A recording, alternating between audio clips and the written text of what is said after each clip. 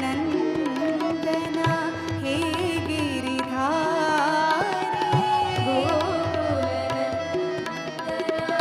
हे गिरिधारी दीनन के तुम भवभयहारी दीनन के तुम भवभयहारी दीनन के तुम भवभयहारी दीनन के तुम भवभयहारी दीनन के तुम भवभयहारी दीनन के तुम भवभयहारी दीनन के तुम भवभयहारी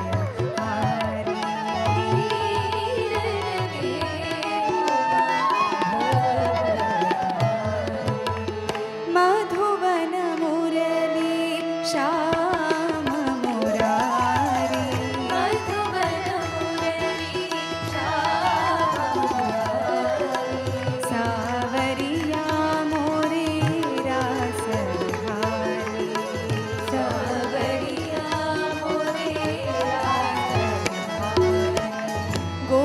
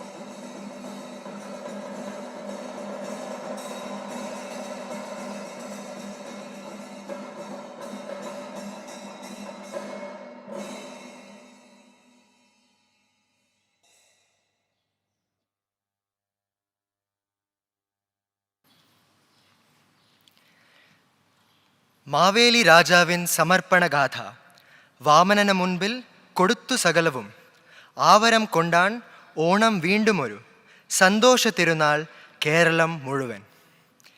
The verse translates as, the supreme surrender of King Mahabali, who offered his everything to Lord Vamana, conferred the boon of Onam, bringing joy and happiness to the land of Kerala.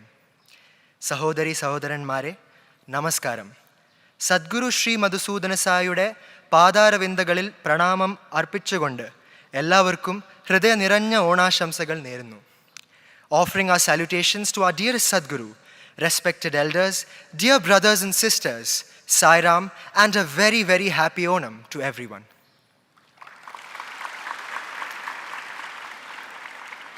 This evening is especially meaningful as we are in the presence of our beloved Sadguru Sri Madhusudan Sai. We also extend our warm and heartfelt welcome to Param Pujya Sri Shiva Shantiveer Mahaswamiji and Param Pujya Sri Mari Shantiveer Mahaswamiji of Gavi Mat, Koppal. They have visited our educational and healthcare institutions to understand and learn about our systems. We extend our heartfelt greetings and are honored by their gracious presence with us this evening. Over the past few weeks, Sadguru has been traveling through Karnataka as part of Divya Sanjay, sharing the message of the One World, One Family mission and highlighting its work in the service of society. And today, as he returned to Sathya Sai Grama, we come together to celebrate Thiruvonam, a festival that reminds us of the importance of sharing, caring, and living together as one. For the people of Kerala, Onam is more than just a festival. It is a celebration of sharing and of togetherness. At the heart of Onam is the story of King Mahabali. King Mahabali was a powerful and generous king, deeply loved by his people. His kingdom is remembered as a time of happiness, equality, and abundance. It is said that in his kingdom, no one was considered greater or lesser. Everyone had a place, everyone was valued, and the kingdom flourished with peace and prosperity. According to the Puranas, one day, Lord Vamana, an avatar of Lord Mahavishnu, appeared before King Mahabali in the form of a young dwarf and asked for 3 steps of land. King Mahabali readily agreed. With his first step, Lord Vamana covered the earth. With his second, he covered the heavens. And then, there was nowhere left for Lord Vamana for his third step. So, King Mahabali offered his own head. It was this act of complete humility and surrender that pleased Lord Vamana and defined King Mahabali's greatness. This is why the story of King Mahabali continues to inspire us even today. His life embodies values of equality, generosity, humility, and care for others. But his story also teaches us a deeper lesson. When the divine asks something of us, it is always for our highest good. There is nothing we can give to God, for he is the source of all creation. What he truly seeks is ourself and our complete surrender. This is the highest form of devotion. Onam, therefore, reminds us that true service is selfless and without expectation. Its greatest reward is not what we receive, but how much we grow spiritually through giving. The story of King Mahabali speaks of an ideal society where the well-being of every individual matters. This same ideal is being put into practice today at the One World, One Family mission, where the values of equality, dignity, and care are put into action. We will begin this evening's proceedings with Vedic invocation by the girl students of the Vedic Studies Department, who will chant verses from the Narayana Upanishad.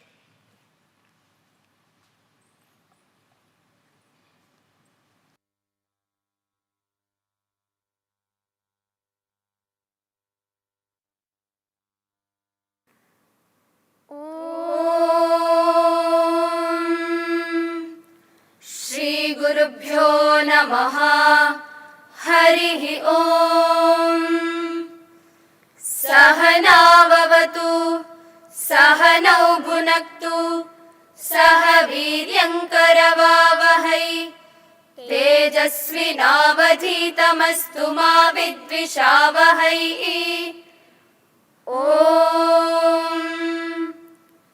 शान्ति शान्ति शान्तिः अथ पुरुषो ह वै नारायणो कामयत प्रजा सृजेयेति नारायणात् प्राणो जायते मनः सर्वेन्द्रियाणि च खं वायुर्ज्योतिरापः पृथिवी विश्वस्य धारिणी नारायणात् ब्रह्मा जायते नारायणात् रुद्रो जायते नारायणादिन्द्रो जायते नारायणात् प्रजापतयः प्रजायन्ते नारायणात् द्वादशादित्या रुद्रावसवः सर्वाणि च छन्दागुंसि नारायणादेव समुत्पद्यन्ते नारायणे प्रवर्तन्ते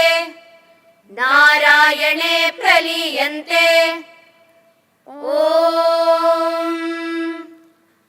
अथ नित्यो नारायणः ब्रह्मा नारायणः शिवश्च नारायणः शक्रश्च नारायणः द्यावा पृथिव्यौ च नारायणः कालश्च नारायणः दिशश्च नारायणः ऊर्ध्वश्च नारायणः अधश्च नारायणः अन्तर्बहिश्च नारायणः नारायण एवेदगं सर्वम् यद्भूतं यच्च भव्यम् निष्कलो निरञ्जनो निर्विकल्पो निराख्यातः शुद्धो देव एको नारायणः न द्वितीयोऽस्ति कश्चित् य एवं वेद स विष्णुरेव भवति स विष्णुरेव भवति ॐ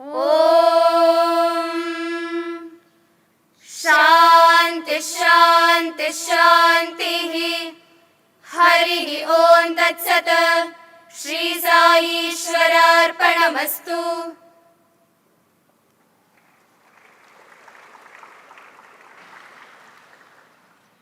This evening, we have a bouquet of 3 songs in Malayalam by our staff. They will begin with Maveli Nadu, a song that invites King Mahabali back to the land of Keralam on Onam. This will be followed by Alayal Taravenam, reflecting the vibrant folk traditions of Keralam. And they will conclude with Swamiye Sharanam Ayyappa, a devotional offering to Lord Ayyappa of Shabarimala.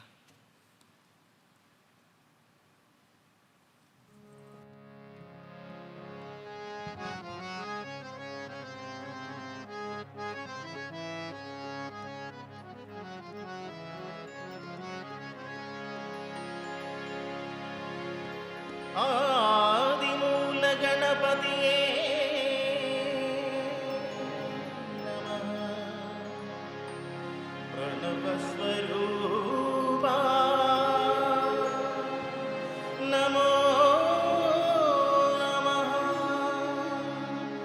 नमो नमः नमो नमः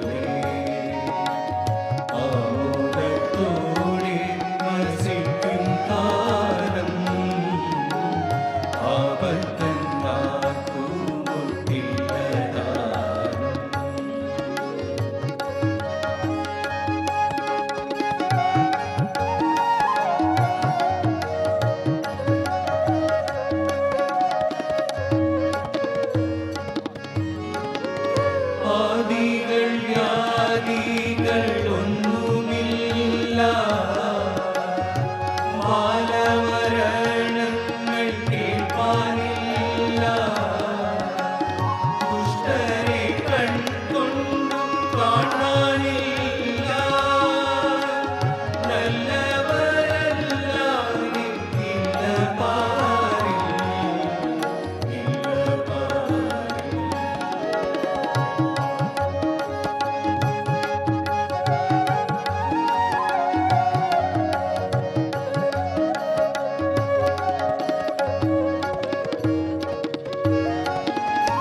കള്ളവുമില്ല, ചതിവുമില്ല, എള്ളോളമില്ല, പൊളിവചനം. വെള്ളിക്കോലാദികൾ നാഴികളും എല്ലാം കണക്കിനു തുല്യമായി, തുല്യമായി.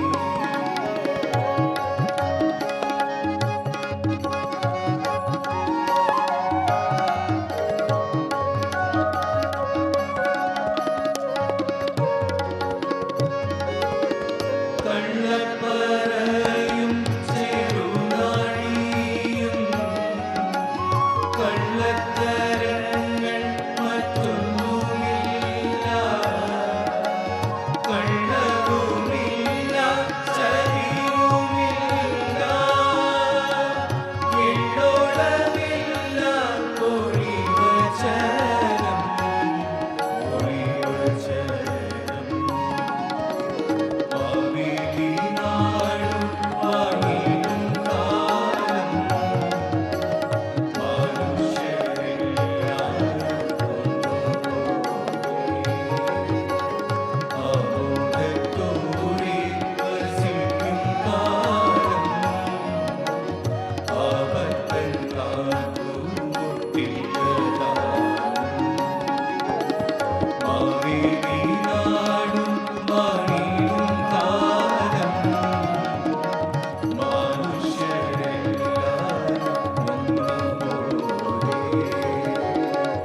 ആമോദത്തോടെ വസിക്കും കാലം ആപത്തൻ കാത്തുമുട്ടില്ലതാനും. ആപത്തൻ കാത്തുമുട്ടില്ലതാനും. ആപത്തൻ കാത്തുമുട്ടില്ലതാനും.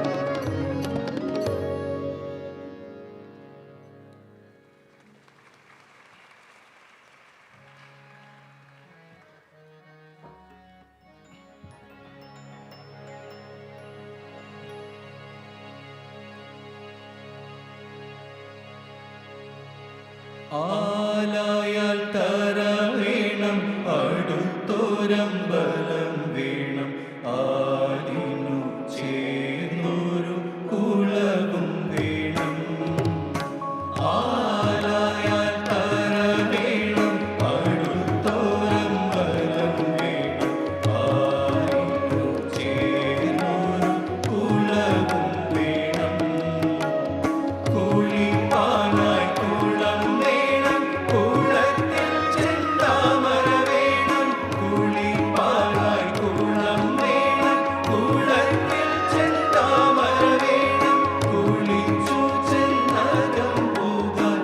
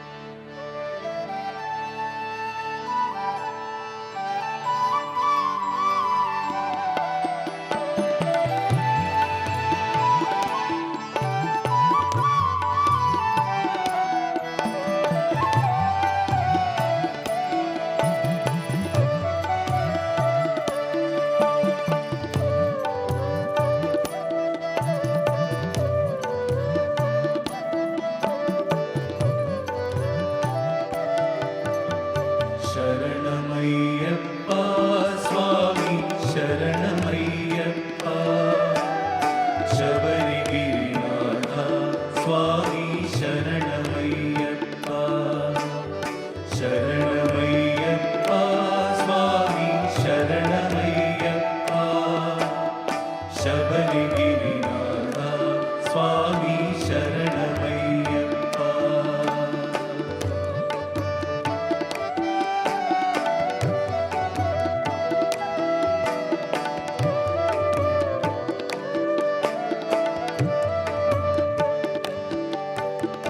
മണ്ഡലം നോയമ്പു നോറ്റു അക്ഷരലക്ഷം മന്ത്രങ്ങൾ ഉരുക്കടിച്ചു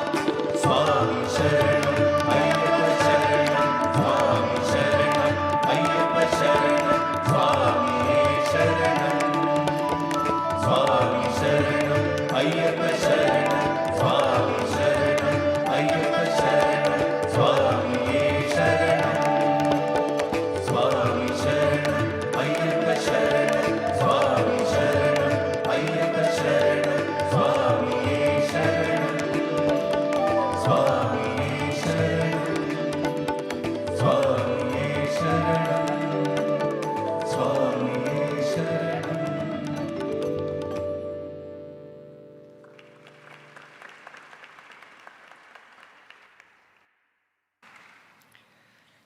Tayambaga, a traditional percussion art form of Keralam, is centered around a solo performance on the chenda, accompanied by fellow percussionists. The performance unfolds through rhythmic improvisation, gradually increasing in complexity and tempo. This evening,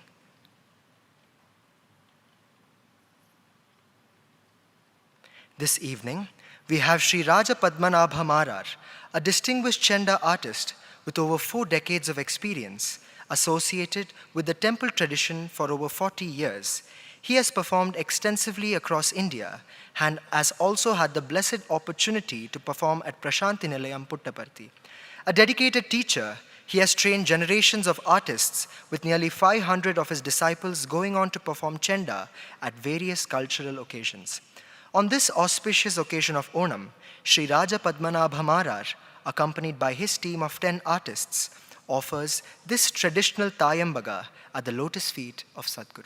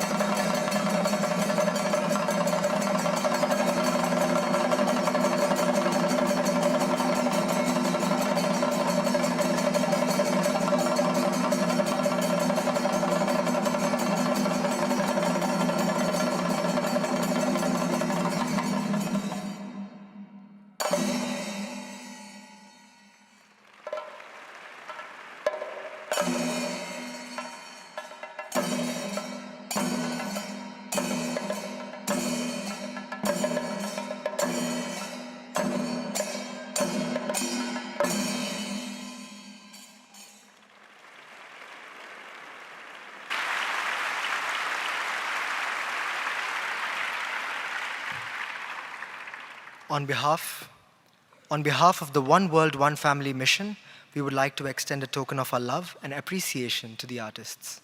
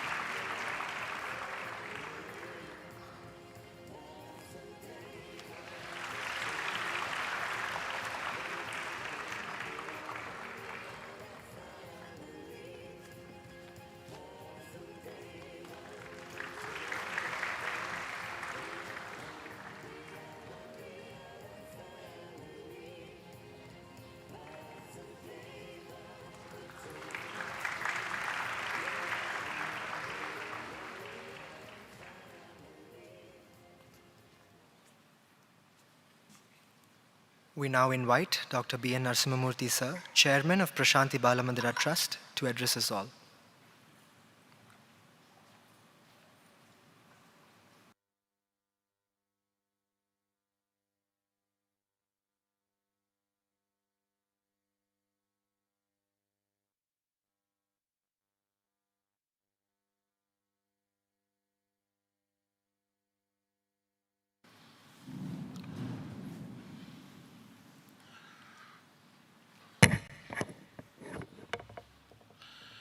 On this auspicious occasion of Onam, I place my loving salutations at the feet of our most beloved Divine Master, Sadguru Sri Madhusudan Sai.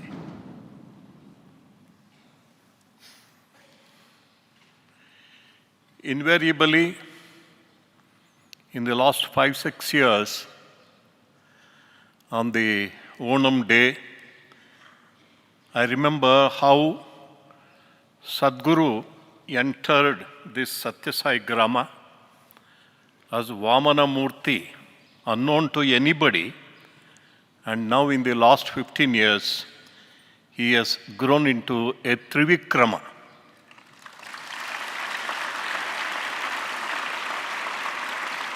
In the last 24 days, Swami has visited 11 district headquarters, and we had wonderful celebrations everywhere. And we can see how people, the who is who of every district, participate in these events, and how eager they are to meet Swami, have his darshan, and listen to him. Invariably, we are finding that 1 hour time of dialogue, divine dialogue, is absolutely not enough. People want more and more of Swami. Especially when Swami is walking out after the event, people fall over one another to touch his feet. See, that is the true Trivikrama. And yesterday he made a very beautiful comment which won over the people, won over the hearts of the people of Karnataka. Everywhere people were telling him, Swami, your Janmabhumi is Chhattisgarh and Karmabhumi is Muddenahalli, and you have chosen Karnataka as your Karmabhumi. We are very grateful to you. And Swami said, I have not chosen Karnataka. Karnataka has chosen me. That's what he said.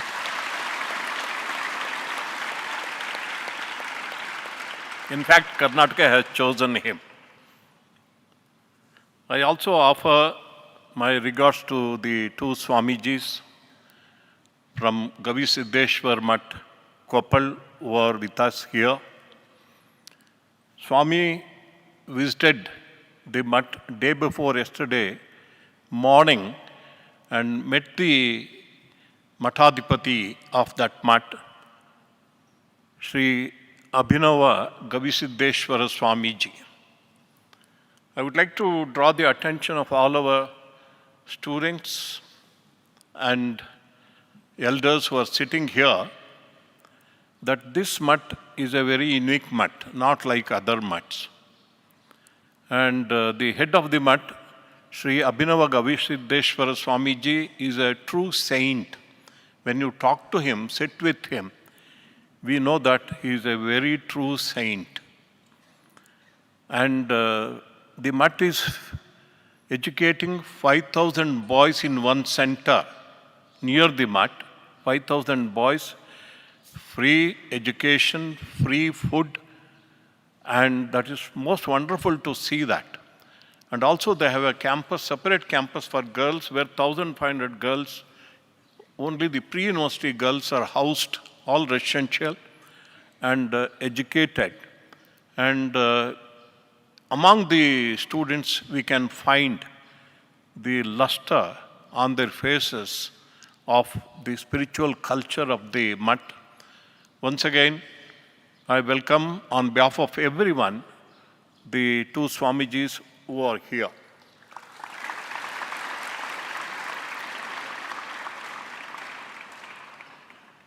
My hearty congratulations to Sri Raja Padmanabha Marar and team for that wonderful performance of Tayambakam on the Panchavadyam, which the whole, I think the ground of Premamrutham was vibrating to the rhythm of their chandes. Congratulations to them.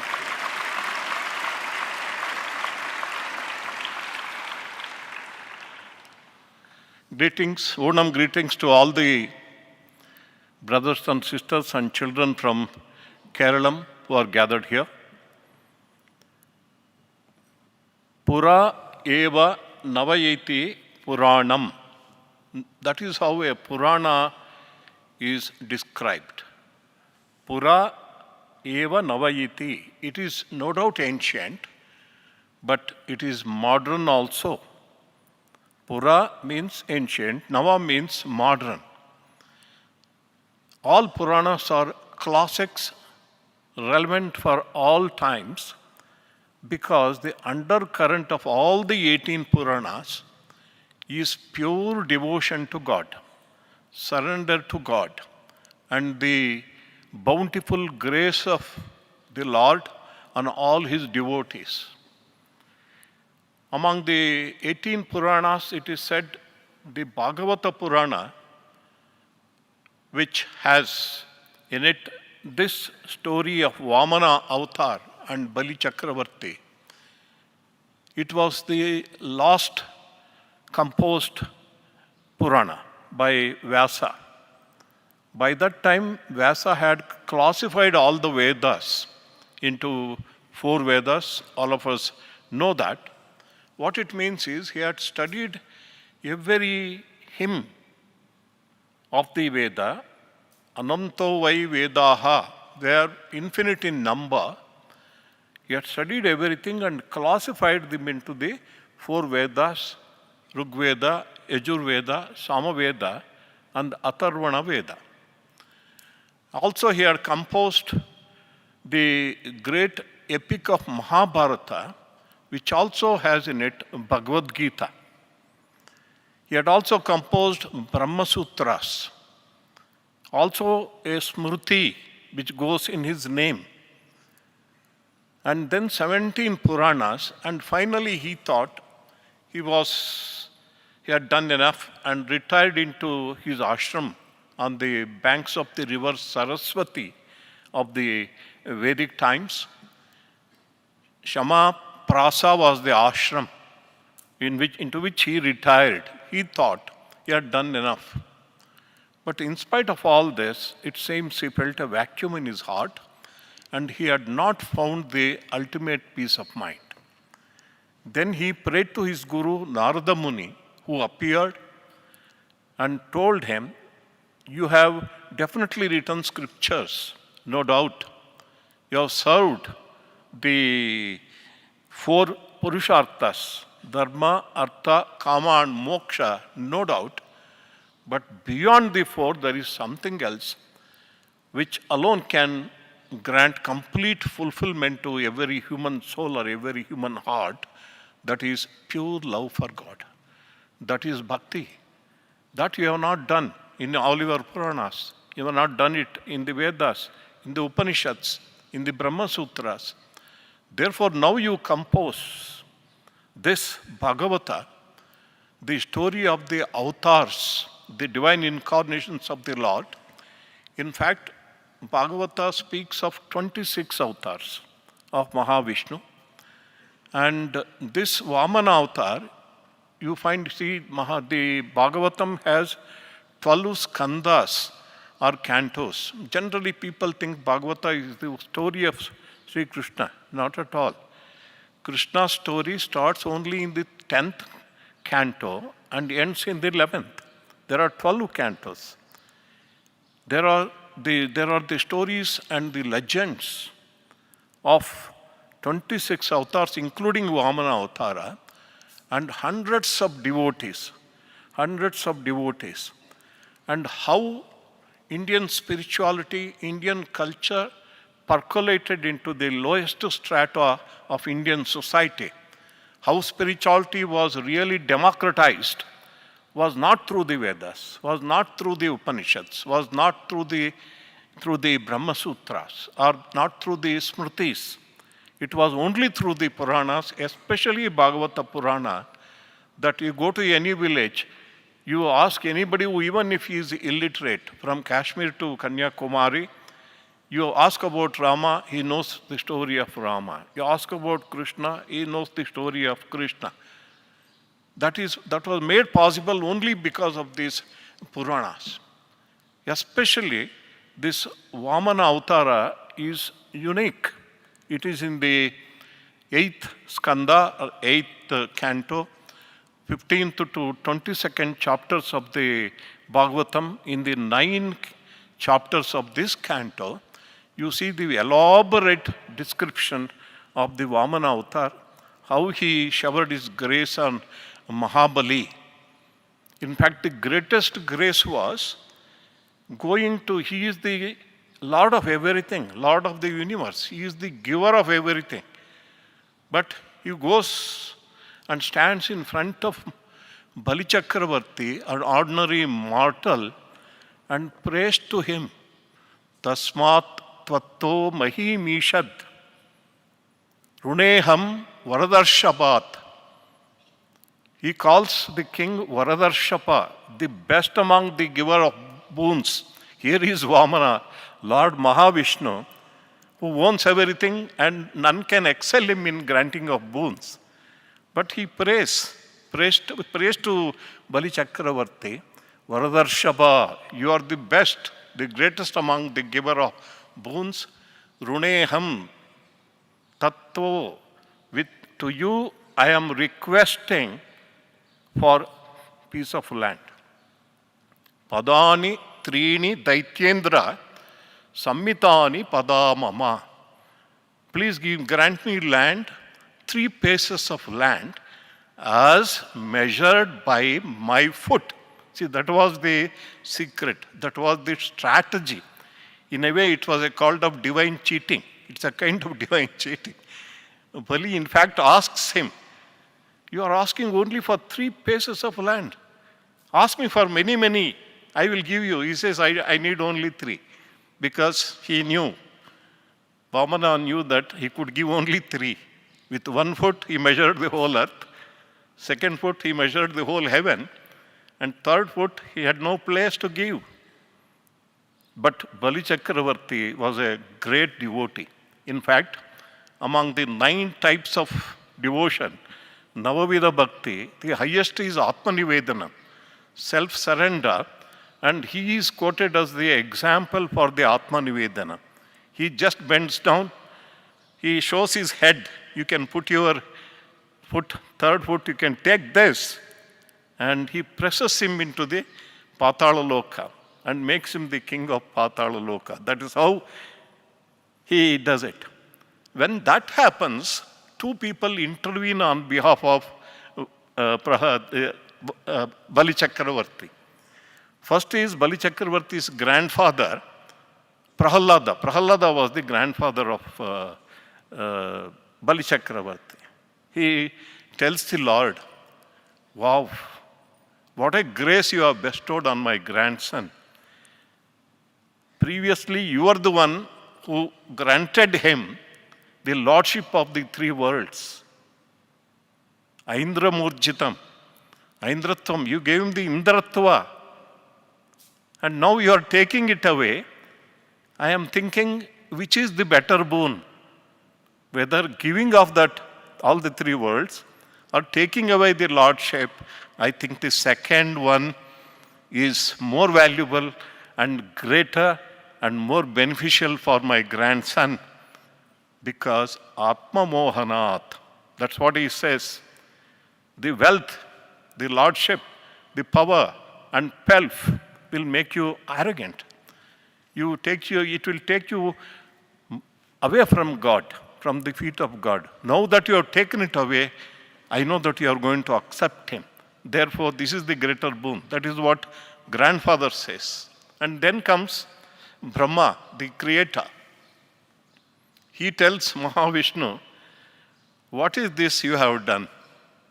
He has surrendered himself to you and you have taken away everything from him. Then says Mahavishnu, Brahman yam anugruhnami, whomever I want to shower my grace upon, tadvisham vidunom yaham, I will take away everything from him. I will take away all the wealth from him. Tan madaha purusho stabdaha lokam mam chavamanyate. This is what Mahavishnu says. He says, this wealth, this position, that power in this world, fame and name, that only makes a man or a woman arrogant and deludes him. Therefore, if I want to really shower my grace on anybody, I will take away everything from the devotee who surrenders to me. That is what he says. Therefore, this is such a wonderful ideal for all of us. Such a wonderful, when you surrender, you have to surrender everything at his feet. See, then you get the highest. What is that you get? You become himself. You become himself. That is what Hanuman was given. Finally, all of us know that in the court, when Sita was rewarding all those who helped Rama conquer Sri Lanka, conquer Ravana, and when a pearl necklace was given to him, Hanuman, he just took out each pearl and bit it and threw it away, put it near his ear and threw it away, and people thought here is a monkey, real monkey. Then Rama asked Hanuman, what are you doing? I don't care for anything. I am only testing whether this pearl is uttering the name of Ram. That is what he said. And then Rama embraces Hanuman and says, what can I give you, Hanuman? I give myself. For all those who give themselves to the Lord, He will give Himself. See, that is the ultimate fulfillment. That is the end of all our sorrows, all our miseries, and we attain the Satchidananda, the ultimate eternal truth, and that eternal infinite awareness, and finally that Ananda. With these words, I conclude and pray to Sadhguru for his benedictory discourse on this wonderful occasion. Thank you very much. Sai Ram to you.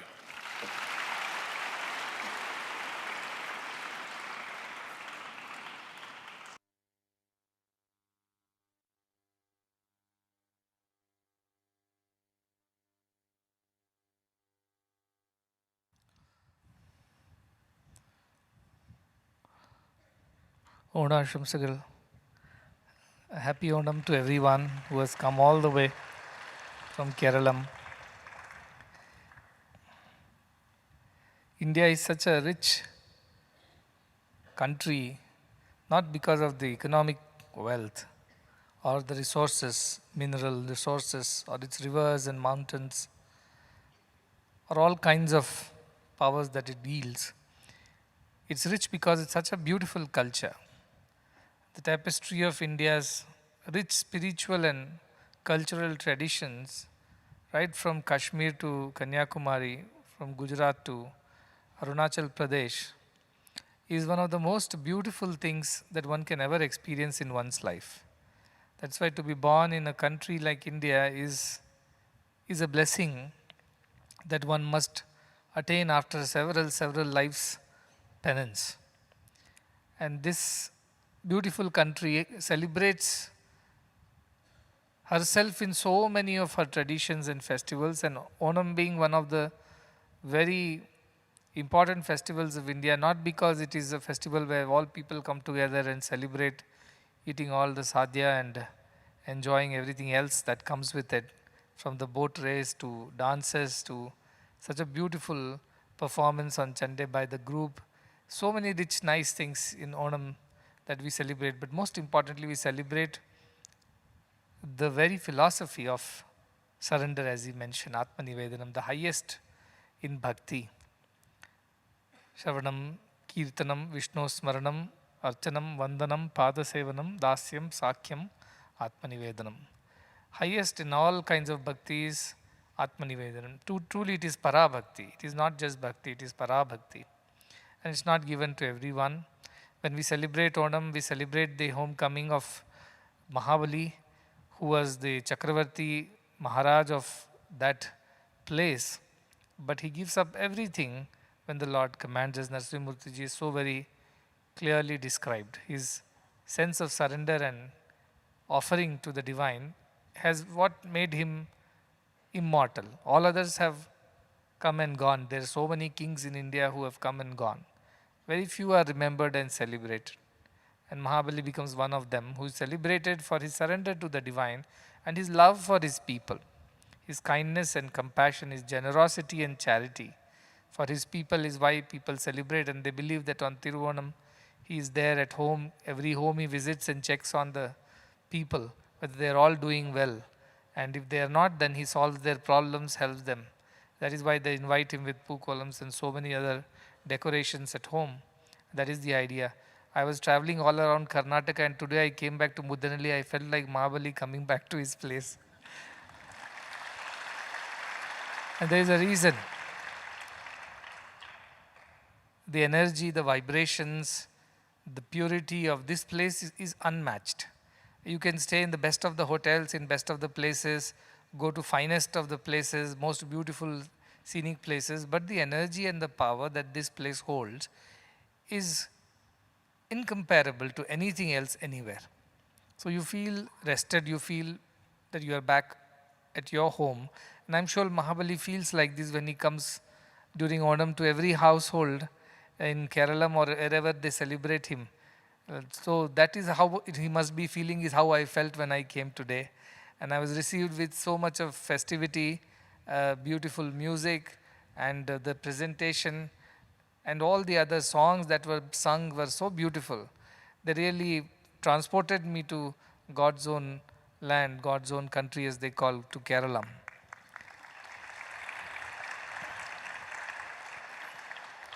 Narsimurti said that I came as Vamana and then I became Trivikrama. But you know, I came as Vamana, true. Nobody knew who I was and why I was here. And for a long time I was working in anonymity, and then whatever had to happen had to happen, and one day it had to happen that you had to grow in your work and stature and your responsibilities also along with it. So also comes name, fame, and the adoration that people have for you.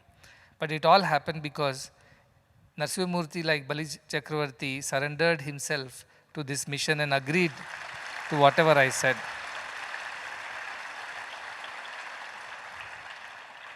And in the process, he lost a lot of his good friends, so-called good friends, whom he thought that they were his real bandhus and sakhas of his past, his associations, his old relations, and the reputation and the fame that he had, and the influence and power that he had over the entire set of people who followed him. Suddenly, overnight, everything was lost, like taken away from Bali Chakravarti, you see. A moment before he was the king of the three worlds, a moment later he was nobody. Likewise, he had to go through his own process of letting go. And that is how the mission grows. You know, tyage naikim, amrutatva manushu. Through sacrifice alone, one attains immortality. Through sacrifice alone, greatness happens. And that's exactly what has happened in Bali Chakravarti's life. And I always remember that in Bali Chakravarti's case, his own guru Shukracharya tells him, don't do this, because Shukracharya can see through the drama of Vamana Avatar. He knows this is not ordinary boy asking for some alms. This is Mahavishnu himself. And the answer that Bali Chakravarti gives is even more interesting. When Shukracharya tries to stop him from doing the danam, he says, let it be Mahavishnu himself. And what greater fortune do I have than to offer this to him who comes asking from me? Otherwise, like my great-grandfather, he could have torn open my stomach and taken the whole kingdom, like Hiranyakashipu. What he did to him, he could have done to me. He has the power to do that. But that is his humility, that he is coming and stretching his arms or palm in front of me and asking for danam. How can I miss this opportunity? Is how he presents it. And of course, Shukracharya enters the Kamandalu, because in those days, there were no sub-registrar offices to register the documents of land transfer. So you just through water, you know, like Kanya Danam we do, we pour water in the hands. Like that, through water he had to register all his properties to Vamana Avatar. So as he was doing that, the Shukracharya, being a bad guru, got inside the Kamandalu and blocked the nozzle, blocked the mouth of the spout, so that the water won't flow and the danam won't happen. So our Vamana pulls out a little straw from his umbrella that he is carrying and pokes into the mouth of the Kamandalu, and that hurts the eye of Shukracharya. Since then he has only one eye. And because of that, Shukracharya is represented as a one-eyed sage. But that is a lesson that he learns. Coming in the way of the Lord, you are going to lose a lot. He lost only one eye. That is the minimum damage. But don't come in the way of God and his devotee. You won't last. And that's exactly is the lesson. So Shukracharya is also eliminated, and then Bali Chakravarti gives the danam. And what does Vamana give him in return? He gives him the highest that one can ask for. He gives him the Paramapadam. Though we say that he was sent to the Patal Loka or whatever, Sutra Loka, but the truth is that he became immortal. Even today we are celebrating. Today we are joyously welcoming him into our homes and hearts and remembering his greatness. That is the beauty of doing anything for God. Those who live for God, they become immortal. They become God. What is God? Immortality is God. Eternity is God. Foreverness is God. So these people become forever. These people become eternal and immortal, and they are worshipped and adored for generations. That is the beauty of this story of Onam festival. And as Narsimurti ji was saying about how God must take away everything that doesn't belong here. We hold on to these marbles thinking they are very precious possessions. But he wants to empty our hands so that he can place real gold in it. But we as little children do not understand the value of gold. And that is why we resist. But then if he is really gracious to you, if he really wants you, if he really loves you, what will God do? He will open your hand, snatch away everything, all the junk that you are holding so tight for your own sake, your ego, kama, krodha, lobha, moha, mada, matsara, and all the other things. He will snatch it away from you. Forcibly, he'll wrest it out of your palms. If he loves you truly. If he doesn't love you truly, he'll leave it as it is. You play with your marbles, you won't get the gold. That's why in Bhagavatam itself, Sri Krishna says, and when I read for the first time, it really made me think so deeply. He says, Yasyaham anugrahanami harishye tadhanam shanaihi tato dhanam tyajasyasya swajanaha dukkha dukkhitam. The first sloka says, the one whom I want to give my grace, I want to really pour my love and grace on somebody. What do? Harishye tadhanam shanaihi. Slowly I take away everything from them. 3 paces of dhanam. But look at what he took away from him. Everything. Ahankara most importantly. All is gone. So he says, Harishye tadhanam shnaihi. Slowly take away all that which is coming in my way to the devotee. And one thing that comes in our way is these worldly possessions. Whether it is, dhanam is not just wealth. Dhanam also means all kinds of possessions and all kinds of trappings that we believe to be true. We believe that that is what we need to be happy in this world. That is our misconception. That I take away from the devotee. And tato dhanam tyajasyasya, the one who has lost everything, what happens to him next? All those whom he thought are his friends and relatives and well-wishers, they leave him. Not just leave him, swajanaha dukkha dukkhitam, they torture him, they trouble him, they make him miserable. Why? Because he has nothing to offer to them anymore. So nobody wants him. Then Bhagavan shows him the true nature of the world and the worldly people. So what is next? That's good. He says, he doesn't stop, devotee doesn't stop. He says, let me build my life up again. Let me work hard and restart and build it from the scratch again. So what he says, I will do something, but what Sri Krishna says is that sayada vititodyogo nirvanna syad dhanehaya. What happens? Vitatodyogo. He has nothing to do. Whatever he does fails. Whatever he tries does not work out for him. Who does to him? Sri Krishna does to him. Doesn't want him to get into any worldly attachment. So make sure that every attempt is a failure. Vitatodyogo nirvannaha. He becomes frustrated. Dhanehaya, without any money, without any work to do, without any success in life, he becomes frustrated. Then what happens? Finally, he has tried everything in the world and has found no success, no wealth, and no good people. He turns towards my devotee. He says, Matparaihi krita maitrasya karishye mad anugraham, he says. Then he turns towards my devotee, Matparaihi krita maitrasya, becomes friends with them because now he wants to go to temples, he wants to pray to God, he wants to spend time in satsang, he wants to be with the devotees of the divine. When he develops that feeling, karishye mad anugraham, that is when I truly give him my blessings. This is the way of the Lord. So when he takes away something, not because he is being bad to us, he is being rude to us. He loves us so much that he cannot see us waste our time, waste our life doing silly petty things in this world and then believing that all this is real and all this is true, which is not. So God is never bad to anybody. God is never rude to anybody. Was God rude to Bali Chakravarti? Was God bad to Bali Chakravarti that he came and told, I will take away everything from you? In fact, Bali Chakravarti's there is a story that his daughter is there. When she sees Vamana come in, he's so cute and beautiful that she feels like I should have a child like Vamana someday. I should feed my breast milk to the child like Vamana. She gets motherly feelings. But the moment Vamana does this to her father, Bali Chakravarti, she gets very angry. She wants to kill him. So 2 feelings. That is why she is born as Putana in Krishna Avatara, who has motherly feeling for Krishna, but at the same time she has come to kill him. This was her Purva Janma, because of the Purva Janma karma. That is why she was born as Putana, they say. So the idea is that Vamana was not being bad to Bali Chakravarti. He was only wanting to redeem him of his petty, silly attachment to the world and the worldly things. And even the idea that he can give. Whose wealth is he giving away?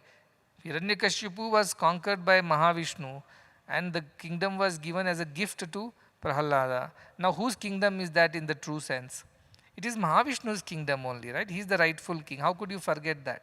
And how could you develop a feeling that you are a great Dani? Bali Chakravarti had that feeling that he is a great giver. But now he realizes whose wealth was he giving away? It was always Vishnu's. It was always Vishnu's. So Vishnu comes to remind him that, see, don't be in this false understanding that you own all these things and it all belongs to you because you have earned it all by your might. You have conquered over Devatas and you have conquered the Daityas and the Manavas, and all the three worlds now belong to you. Don't be under the impression that you own all these things and you are the true king. I am the true king. Everything belongs to me. So rightfully he comes to teach him that lesson, and through that he teaches that lesson to the entire humanity. When we take pride in all that we achieve in this life, our education, our position, our name, fame, wealth, our possessions, our relations, and we start thinking all this is because of us. We are smart, we are talented, we are intelligent, we are shrewd, we are clever. Because of all our abilities, we have been able to acquire all these things. What are we doing to ourselves? We are fooling ourselves into thinking this way. Everything belongs to the Lord. Everything belongs to the divine. Any moment, any time, it belongs to the divine. And that feeling should not just be a thought or not just be a, simply saying for the sake of it. You should really mean it. You should really mean it. If he comes and asks you tomorrow, give me this, there is no second thought. You have to put your hand on your chest and be a witness to your own feelings, whether you have that in you. Tomorrow if he comes and says, give me, I am taking away, give me this, it is good of Vamana to come and ask for a dana. Otherwise also he can demand. But if your God demands from you, are you willing to let go of it without a care for anything? Your relationships, Bali Chakravarti also had a daughter and children and wife and everybody. He gives up. He doesn't think what will happen to my wife and children after me. He knows Lord will take care. He has asked for it, he will take care. What will happen to all my praja, all the kingdom, all the wealth, all those huge buildings and palaces and all the treasury and the wealth? No worries. God will take care because God has come to take it from me. Where is my worry in this? Immediately he surrenders and forget everything else. What is the biggest fear we have? Our own life. Because wealth can be earned back. If one wife you lose, you can always marry again. You can have more children. You can do so many things. But once you lose your life, there is no coming back again, right? In the same body. Even that when he asks, Bali Chakravarti gives away, saying, take away. I don't want anything. You are the supreme, you are the ultimate. And though everywhere it is not mentioned that he had understood, but the truth is that Bali Chakravarti had already understood that Vamana is Mahavishnu. Anyway, his guru had told this is Mahavishnu. And he says, I will happily give anything to him because everything belongs to him in the first place. It doesn't belong to me. I had this wrong notion, wrong understanding that I own everything. And I have conquered the three worlds. But now he realizes he wasn't the real owner, real king. Real king was Mahavishnu. But this understanding comes to him. In that understanding, his ego melts away. In that wisdom, all his attachments fall apart. That's when he's ready to surrender himself and says, take it. This is the beauty of the entire story. See, all greatness in the world has happened only when man has surrendered to the divine. Whenever man resisted the divine, terrible things happen. Whenever man surrendered to the divine calling which comes from within, not every time the divine walks in all these different avatars, form of avatars. So divine walks in so many ways, even as an inner calling. When your heart says, this is what God wants, this is what you should do. That time the mind resists, the Shukracharya. It tells you, no, don't do this. What will happen to you, your family, your things, your future? That is when you have to tell that mind, the Shukracharya, keep quiet. Because my heart, which is Vamana in me, tells me that everything belongs to him only. And when my heart says, do it, I must do it. There is no waiting. That's why Khalil Gibran says so beautifully, when love beckons you, follow. There is no questions. No questions. Just simply follow when love beckons you. Because love does not call everybody. God does not call everybody. God does not come to everybody to ask. Yet when he asks, there is no second thought. There should not be an iota of worry or fear or any doubt in your mind. Then and there it should happen. So surrender is not something that should happen on one particular day. Surrender is a living way of living of a devotee. All the time says surrender. Not going to surrender, stay surrendered all the time, anytime. And whatever Lord asks of you is only for your good. It will never be for your bad. That faith one should have, that you will never do anything that is bad for you. When I was in the initial years, some people asked me during this evening divine Divya Sanjay programs also. So did you go through some difficulties when you started on the spiritual path? Did people comment and object and resist and all kinds of things that happens on the good path? I said, yes, of course. Nobody is spared. Everybody goes through it. Or one fine day, it so happened that I was losing everything. Like I was so successful in education, in my job, in everything, and I was doing very well. Suddenly everything started falling apart because the Lord had decided to enter my life in the true sense. Not from the outside that you go to Puttaparthi, have darshan, feel good and come back saying, oh, I have all the grace and things like that. He looked at me, he smiled me, he spoke to me and we are satisfied in that. No, that is not true grace of the Lord. Grace of Lord begins here. Then he says, you give up your job, you give up this, you get into this seva, you go here, you do that, all kinds of demands. Happily doing that because so far there were no losses. But once the losses start happening, then you realize, oh, this is going too far. Little bit of seva we can do, little bit of dana we can do. Once in a while we can follow a command or an instruction. Give up everything? How is that possible? And then one day I was arguing with Bhagwan. I told, what is this you have gotten me into?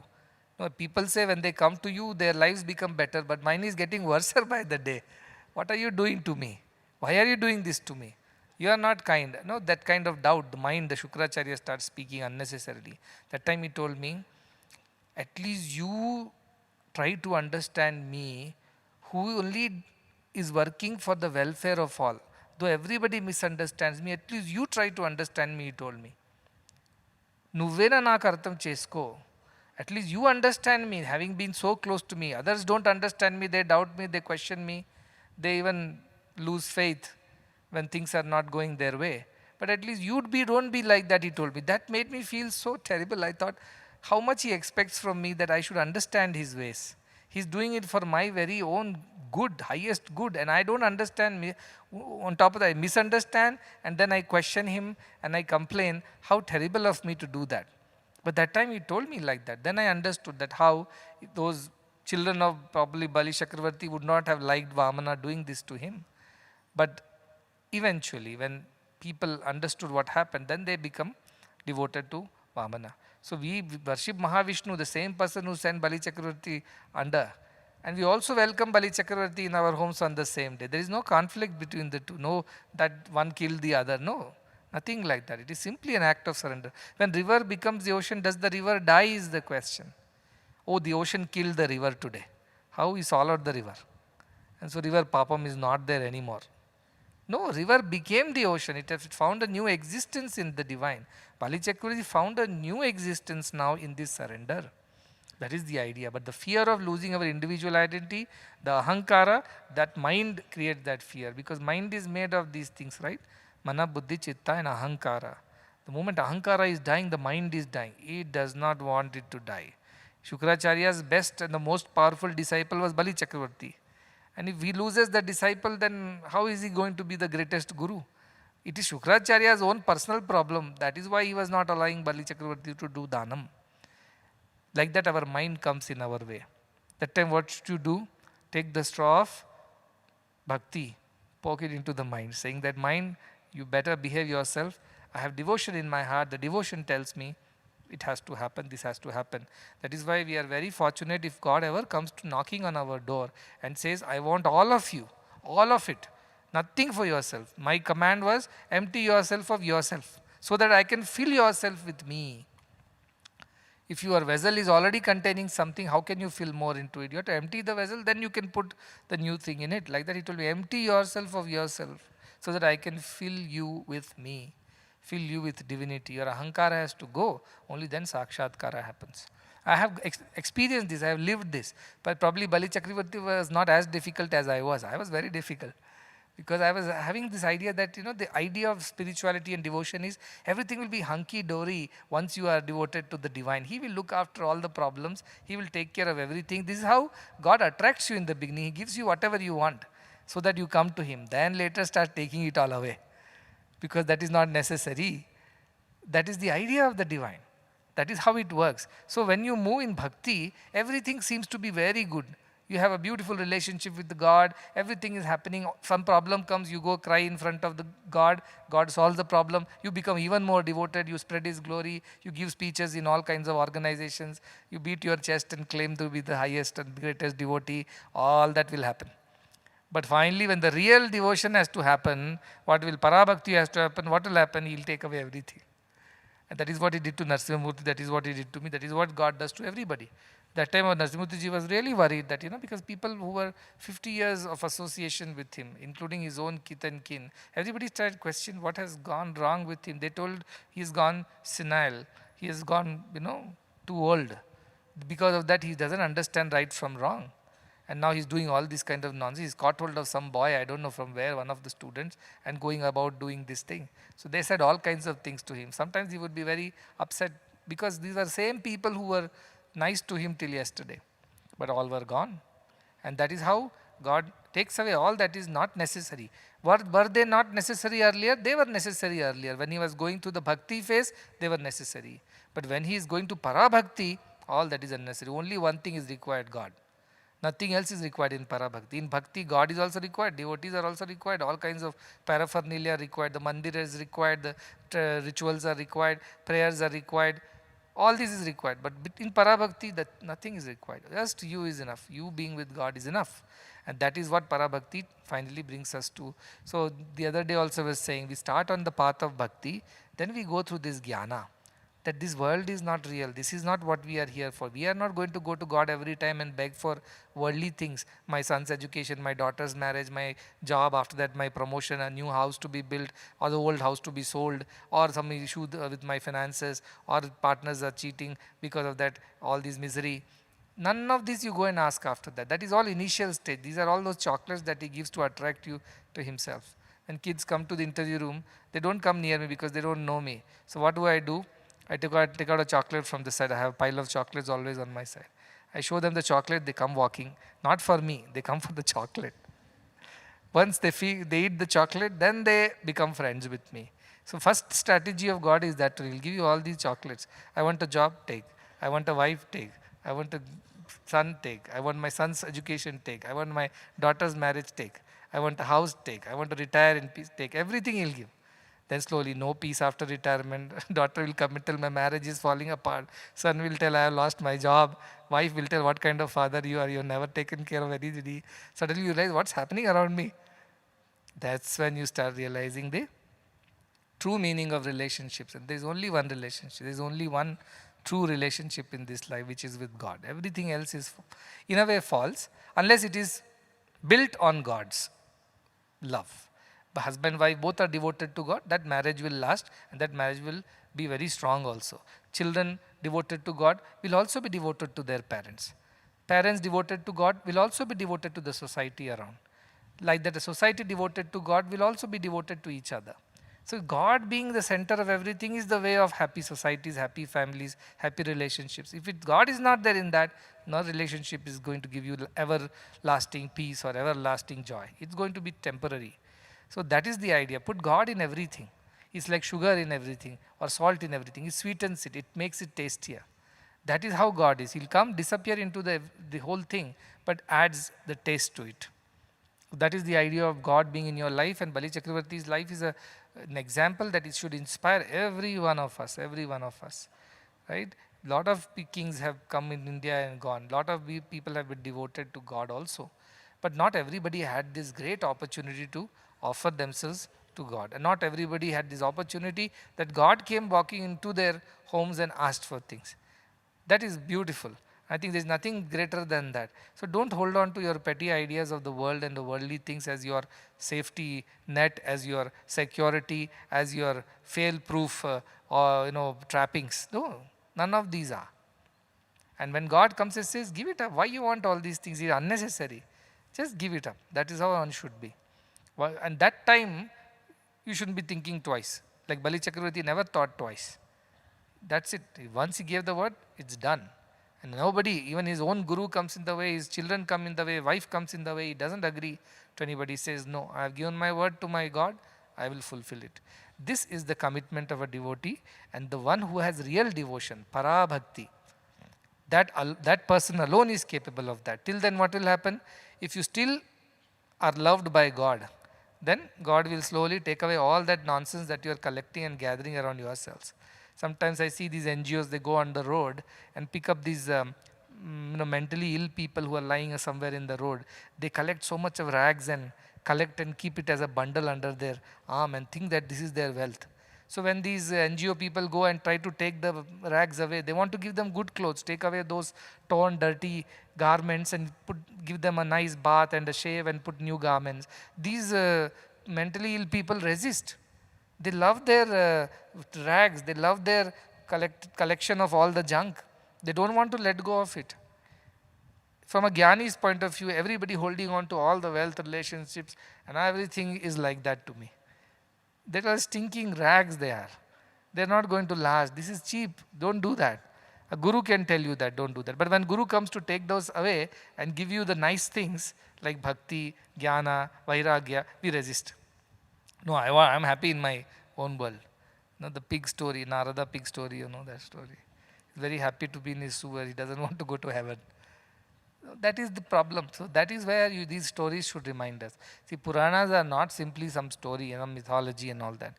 They carry deep symbolic meaning in everything. But don't go and ask the question, oh, so where is this address of Bali Chakravarti? Now can I go and meet him there? If he's still living, then I should be able to meet him. These lokas are energy states. They are not physical worlds. They are energy states. Like so many other vibrations, other wavelengths are there, which we can't see. So many beings exist, like microorganisms or so many other. We can't see with naked eyes, but they do exist. Like that, energy states, these 14 lokas are states of energy. They are not physical addresses, but you can reach there through your mind. Through a yogic mind, you can reach all these places, meet all those people, talk to them, interact with them. They all exist that way, right? So don't get into the nitty-gritties of how it happened, why it happened, if it was so, how did his leg became so tall, he covered the universe and all that. Symbolism. Symbolism means everything that you can think of, heaven and earth and your own ahankara, everything was conquered by Vamana for the sake of redemption of Bali Chakravarti. And that is why he has become immortal. Na karmana na prajaya dhane naike tyage dhanena tyage naike amrutatva manushu. This is what it means. Na karmana, with all the actions that Bali Chakravarti performed, winning over all the kings of the earth, the heaven, and all the Rakshasas, he is the king of everybody. Na karmana, na prajaya. He had children, grandchildren, no use. Or his own praja, like his king has his subjects. Dhanena, all the wealth that he had. None of these brought him immortality. We wouldn't have remembered him today and worshipped him. What brought him the immortality? Tyage naike. Only because of that tyaga, giving up everything for the sake of God, that is what made him immortal. This immortality can be yours too, and don't be too afraid. Don't be afraid. What will happen to me? Will I also go to Patal Loka or something? Wherever you go, God is there with you. And I'm not even sending you to Patal Loka. I'll send you to the next village or the next town to do seva. Like that is not at all bad, isn't it? You should be ready. I ask some children, oh, you are graduating. After that, wherever I send you will go. They'll say, yes, well, they are studying. After studying, Swami, that place is a little too far. My parents live here. My sister lives there. My food habit is like that, temperature is different, I don't know the language. So many excuses they give. Once I tell them, actually, when the moment of truth comes, now go and do work there. Mami, this is the problem, that is the problem. So then where is Bali Chakravarti surrender in you? Why are you negotiating with me? Then go wherever I send you. Because wherever I send you, I'll know how to look after you. I'll know how to protect you. This is for your good. Then some people, when they cry, no, we can't go to this place, that place, I leave it there. Why? I don't want to give my grace anymore. I withdraw my grace. Because if I give my grace, what should I take away from you? All these stupid ideas. I want this, I don't want this, I like this, I don't like this, I'll go there, I will not go there. Those are take away, then only you will get true grace. Otherwise, you also will be here, living like everybody else. But have you been really the recipient of the true grace? No. You may fool yourself that just because you are inside the ashram, you are very, very blessed. Some Purva Janma Sukrita is there, you are still reaping the benefits of it. But that does not take you to immortality. That will take you up and bring you down again. Yogo hi prabhavapya yoho. It will take you up and bring you down. But what will bring you real grace? When you let go of everything. when you surrender completely. You tell me what is exactly you want, I will do it. Karishye vachanam tava. I will do whatever you say. That is when you get real grace. Real grace of this freedom, this immortality, this joy, this eternity. Otherwise, everything else is bondage only. You are bound by golden chains, if not iron chains. That's all it is. That doesn't make you any better, does it? No. Put a bird in a golden cage and say, you know, you have a better cage now. Bird is not going to be happy, saying, leave me alone. It doesn't matter, it's iron or silver or golden cage or gem-studded cage. I don't want it. I want freedom. That's what your soul asks for. Right? So don't ever get into this wrong understanding of bhakti. Don't get into this wrong understanding of seva. Seva is not about what you want to do. It's about what gods want you to do. God wants you to do. Bhakti is not about going to God and asking for things. Bhakti is about giving things when God asks, without a moment's delay. That is true bhakti, that is true seva, that is true jnana. Jnana is about that. When you realize that all this is ephemeral, why will you run behind shadows? God alone is real. And if God is the center of your lives, everything will come back. Today you look at me, somebody who had to sell both his cars, flat, everything when I started this mission. Literally I was on the road. I would go in buses, in general compartments of the trains. I've done all kinds of things. Today I look very good. I wear well. I go around in good cars and I live a good life. People think, oh, what a wonderful life, so blessed. No, not before I went through all that cleaning up. Only when that happened, this happened. So it comes back to you, but it comes back in a way that God wants. Bali Chakravarti is still the Chakravarti, but not of the earth, of another world. And he's still welcome to come to the earth and meet his people, which no other king can do. Once they are of the kings of the other worlds, they cannot enter this world, but he is allowed to enter. Why? Mahavishnu gave him. And Mahavishnu himself has become the Dwarapalaka of Bali's palace, they say. He tells that you did this for me, I will be your Dwarapalaka. I will wait outside the gate of your palace. That kind of blessing Bali Chakravarti receives. So the idea is that the one who is surrendered, he is God himself. There is no two. River becomes the ocean. There is no river, no separate ocean. It is one. Likewise, Bali Chakravarti has become one with the divine. That is why we worship him like a god and we welcome him into our homes. Any bhakta who has become completely absorbed in bhakti through Atmanivedanam becomes Bhagavan himself. They may physically look to like two things, but internally they become one and the same. That is the glory of devotion. So devotion is not something that to be looked at as a lower marga, oh bhakti marga, I am jnana marga, I am advaitin. What is yourself dvaita? Vishishta dvaita, okay, slightly better, but no good. No, this doesn't work in things. Bhakti is beauty, but bhakti of para bhakti, which is purified by jnana. Bhakti which has been refined by Advaitik Jnana, that is Parabhakti. In that Parabhakti, there is only giving, there is no taking. There is no receiving, there is only serving. That kind of Bhakti everybody should develop. Let this Onam bring that understanding to each and every one of us. Let us not shiver and shake when God is on our door asking for our ahankara and mamakara. Let us not hesitate even for a moment at that point in time. Let nothing in the world stop us from giving ourselves to God, including our terrible mind which comes in our way.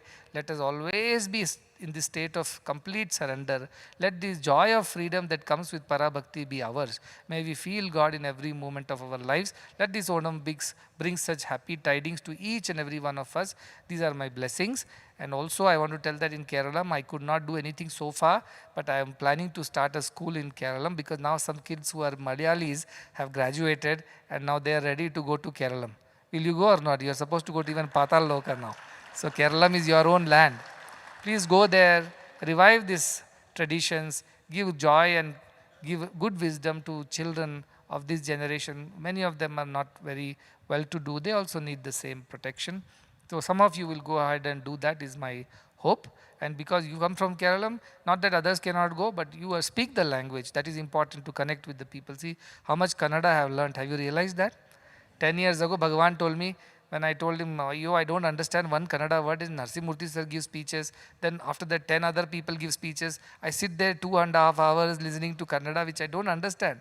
So I get frustrated. He told me, Aite Kannada nerchuko, he said. Then learn Kannada, he said. Why are you complaining?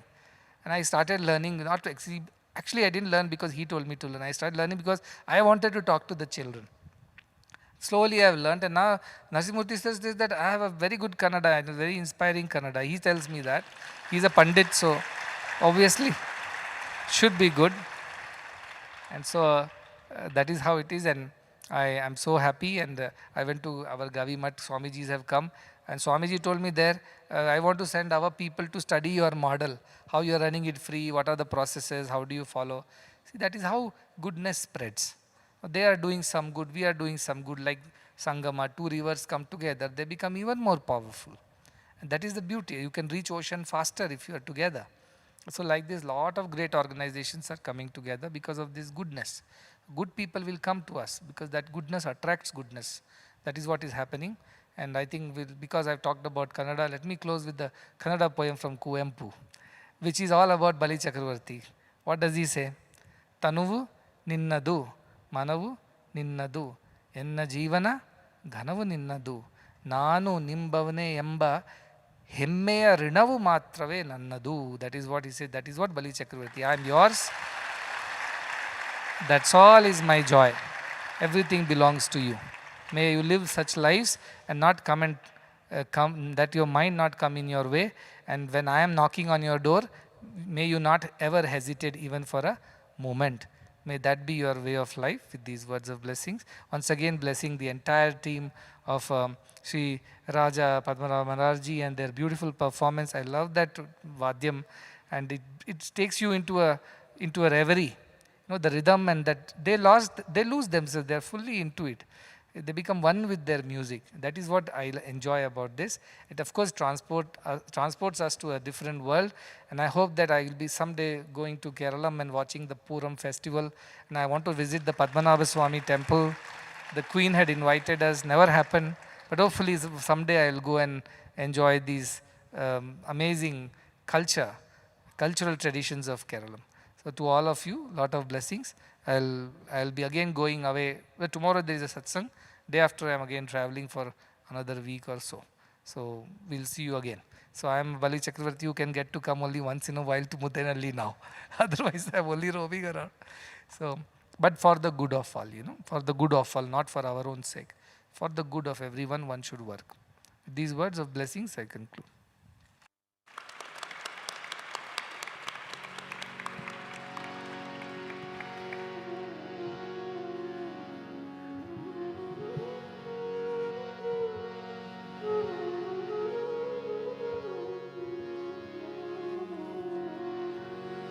सर्वसुगुण सिंधवे सकल सुजन बंधवे, सर्वसुगुण सिंधवे सकल सुजन बंधवे, गुरवे मधुसूदनाय महित मंगलम्, सद्गुरवे मधुसूदनाय महित मंगलम्।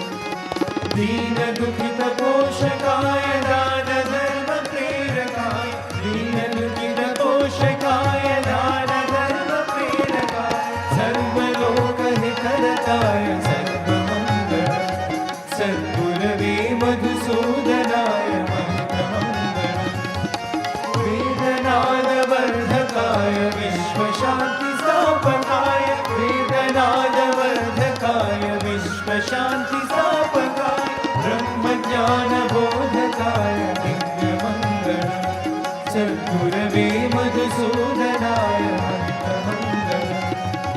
सत्य साई प्रियाय सत्य प्रेम विग्रहाय, सत्य साई प्रियाय सत्य प्रेम विग्रहाय, नित्य शुद्ध निर्मलाय नित्यमङ्गलम्, सद्गुरवे मधुसूदनाय दिव्यमङ्गलम्, सद्गुरवे मधुसूदनाय महितमङ्गलम्। ॐ जय जगदीश हरे स्वामी सत्य साई हरे, भक्तजना संरक्षक, भक्तजना संरक्षक, पति महेश्वर। ॐ जय जगदीश हरे, शशिवदना श्रीकरा सर्वा प्राणपते, स्वामी सर्वा प्राणपते, आश्रित कल्पलतीका, आश्रित कल्पलतीका, आपद्बान्धव। ॐ जय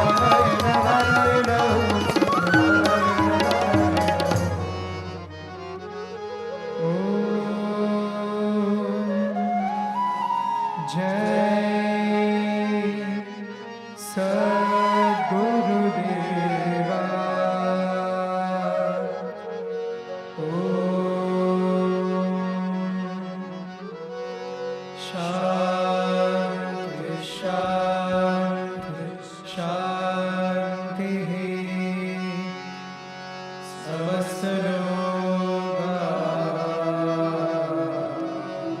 सुखिनो भवन्तु समस्त लोका सुखिनो भवन्तु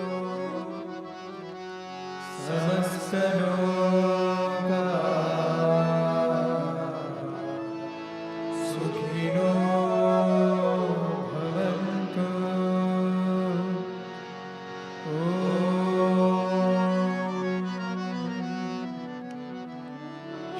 शान्ति शान्ति शान्तिः जय बोलो भगवान श्री सत्य साई बाबा जी की जय जय बोलो